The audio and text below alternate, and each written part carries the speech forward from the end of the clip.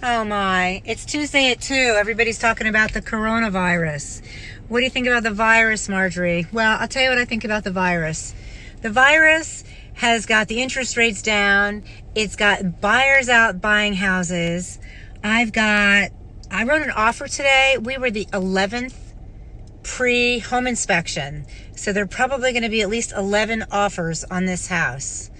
I just came from a home inspection where there were 2 offers on that house.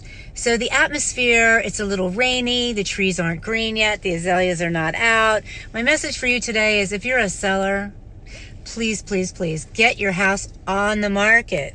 The buyers are ready, willing, and able. The money is there, the attitude is there, the enthusiasm and excitement is there, and wash your hands. All right, thanks for watching Tuesday at 2, and I'll see you next week. If you've got a topic you want me to cover, talk about, let me know. Marjorie Dick Stuart, 240-731-8079, or Marjorie at marjoriedickstewart.com. All right, happy Tuesday.